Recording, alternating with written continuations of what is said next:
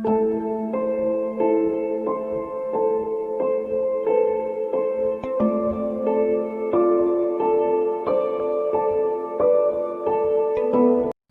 Sir. नमस्कार sir. Sir क्या नाम है आपका? निखिल दास। निखिल जी आप कहाँ से हैं? हरियाणा के जिला यमुनानगर से। निखिल जी संत रामपाल जी महाराज से कब जुड़े आप? 2013 में। निखिल जी संत रामपाल जी महाराज से जुड़ने से पहले क्या आप कोई भक्ति साधना भी करते थे? जी सर, करते थे। हम सभी देवी देवताओं की भक्ति करते थे। जैसे कि परंपरा हमारी हिंदू धर्म की है, उसमें शिव जी के कावड़ भी लाया, 2 कावड़ लाया है। और नवरात्रों के व्रत भी रखते थे माता के 9। और जागरण भी करते थे। मेरे पापा जी की जागरण पार्टी थी, उसमें जागरण में जाते थे। वहाँ पर भजन कीर्तन गाते थे और जो भी सेवा मिलती थी वहाँ पर हम बखूबी तरीके से करते थे। तो फिर आप संत रामपाल जी महाराज की शरण में कैसे आए? संत रामपाल जी महाराज की शरण में मेरी दीदी जी का रिश्ता संत रामपाल जी महाराज के शिष्य शिव कुमार से हुआ, जो कि गांव हसनपुर से है। तो उन्होंने नाम दीक्षा ले रखी थी। ऐसे ही मेरी बहन उनसे दीदी जी बात करने लग गई, तो जीजा जी ने एक भक्ति सौदागर को संदेश पुस्तक दी। उन्होंने बोला कि इसको पढ़ो। हमने उसको पढ़ा। उन्होंने बोला था कि इसमें सृष्टि रचना सबसे पहले पढ़ना। हमने सृष्टि रचना को पढ़ा। सृष्टि रचना को पढ़ने मात्र से ही हमारा दिमाग जो है घूम गया कि इसमें जो है ब्रह्मा विष्णु महेश के माता पिता लिख रखे हैं, और हम तो ब्रह्मा विष्णु महेश को ही अजर और अमर अविनाशी मानते थे।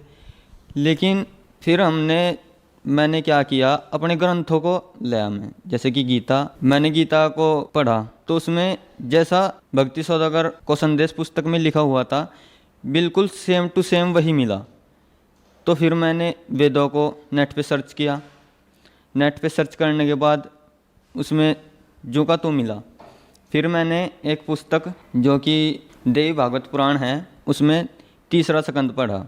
3रा स्कंद अध्याय 5 पेज नंबर 123 पर उसमें लिखा था, विष्णु जी अपनी माता की स्तुति कर रहे हैं।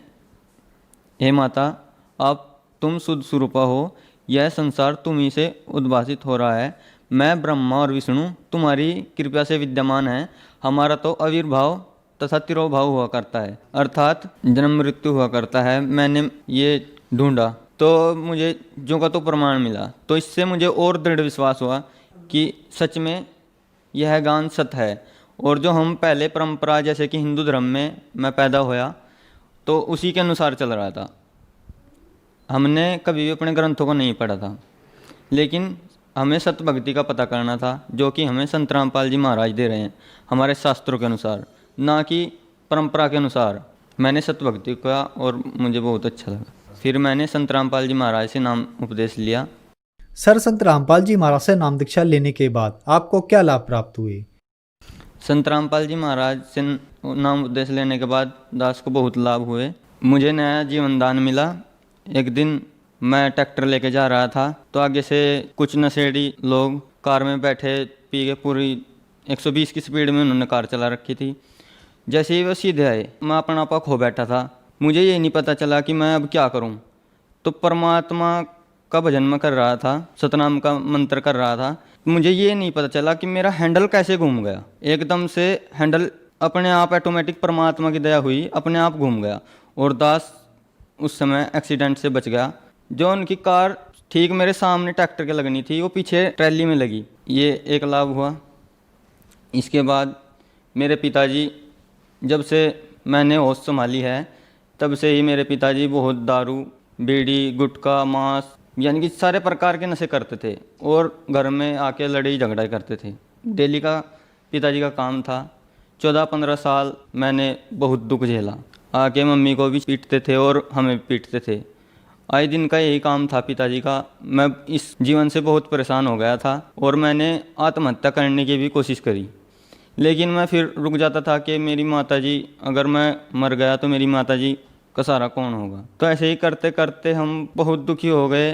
तो फिर मैंने तो नाम ले लिया था, पापा जी ने मेरे उसके बाद 2018 में दिसंबर में नाम लिया। जैसे ही पिताजी ने नाम लिया 2018 में, उसके बाद संत रामपाल जी महाराज की दया से हम सुखी जीवन जी रहे हैं। और पिताजी ने सभी प्रकार के नशे भी छोड़ दिए और जो मीट मछलियाँ खाते थे मैं भी छोड़ दी। संत रामपाल जी महाराज की दया से अब हम सुखमय जीवन जी रहे हैं। जैसे कि हर गांव में कुछ व्यक्ति एक दूसरे से जलते हैं, तो हमारे गांव में भी ऐसे ही मेरे पिताजी के ऊपर किसी ने भूत प्रेत का साया था वो करवा रखा था। ऐसे ही हम घूमते फिरते थे, कभी इस बाबा के पास कभी उसके पास, जहाँ कहीं भी मतलब कोई बोल देता था हम हर कहीं जाते थे। यहाँ तक कि हम मौलवी के पास भी गए, लेकिन उनके पास कोई समाधान नहीं हुआ।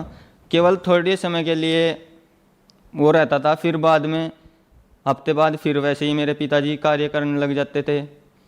तो हम इससे भी बहुत दुखी थे। एक ही लाभ यह भी हुआ संत रामपाल जी महाराज की दया से, उनसे नाम लेने के बाद, कि अब हमारे घर में भूत प्रेत का कोई साया नहीं है। एक और लाभ हुआ, हमारी आर्थिक स्थिति बहुत ख़राब थी।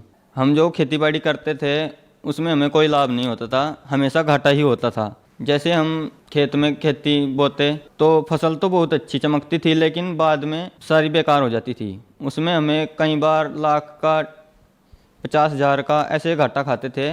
इससे हमारी आर्थिक स्थिति बहुत ख़राब होती जा रही थी, कर्ज बढ़ता जा रहा था। लेकिन जब से हमने संत रामपाल जी महाराज की शरण ग्रहण करी है, हमारा जो भी कर्ज था वो आज परमात्मा की दया से सारा चुका दिया गया है। अब हम बहुत अच्छे से अपना जीवन व्यतीत कर रहे हैं। अब हमारे ऊपर कोई भी कर्ज नहीं है। मुझे एक और लाभ हुआ, जैसे कि मैंने पहले भी बताया, मैं घर को देखकर बहुत परेशान था, मुझे मानसिक परेशानी थी। घर की कलह को देखते हुए मैं आत्महत्या करने तक की मैंने सोच ली थी। लेकिन फिर मैंने संत रामपाल जी महाराज की बनाई हुई पुस्तक भक्ति सौदागर को संदेश को पढ़ा। उसमें मैंने जाना कि यह मनुष्य जीवन हमें ऐसे वैसे नहीं मिला है, यह जीवन हमें केवल सतभक्ति करने के लिए ही मिला है। कबीर साहिब कहते हैं, मानुष जन्म दुर्लभ है, मिले न बारंबार, जैसे तरवर से पत्ता टूट गिरे हो बहु न लगता डार। मनुष्य जन्म पाकर जो नहीं रटे हरि नाम, जैसे कुआं जल बिना बनवाया किस काम। तो यह वाक्य मेरे दिल को छू गए। मैं इस ज्ञान से बहुत प्रभावित हुआ और मुझे बहुत अच्छा ज्ञान लगा। ये मुझे अपने जीवन के बारे में पता चला कि मैं कहाँ से आया हूँ और मुझे कहाँ जाना है। मैंने संत रामपाल जी महाराज की पुस्तक पढ़ के उनसे नाम उपदेश लिया और अपने जीवन को सुसाइड होने से बचाया, और अब मैं सुखमय जीवन जी रहा हूँ परमात्मा की दया से, संत रामपाल जी महाराज की दया से।